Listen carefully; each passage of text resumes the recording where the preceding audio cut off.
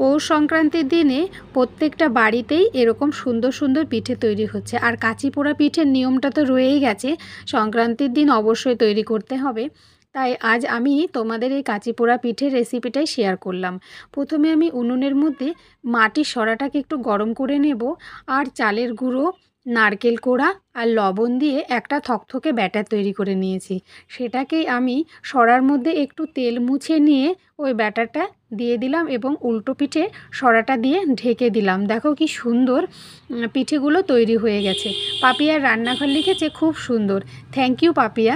তোমাদের যদি ভালো লাগে অবশ্যই একটা সুন্দর কমেন্ট করে যেও। আর এই কাঁচি পোড়া পিঠেটা খেজুরের গুড় দিয়ে খেতে ভীষণ ভালো লাগে। তাছাড়াও কাঁচি পোড়া পিঠেটাকে দুধ দিয়ে ভিজিয়েও খেতে ভীষণ ভালো লাগে। আর আমি আজ তোমাদের সঙ্গে খেজুরের গুড় দিয়ে কাঁচি পোড়া পিঠেটা খাওয়ার রেসিপিটা দেখালাম। তোমাদের ভালো লাগলে অবশ্যই চ্যানেলটা লাইক সাবস্ক্রাইব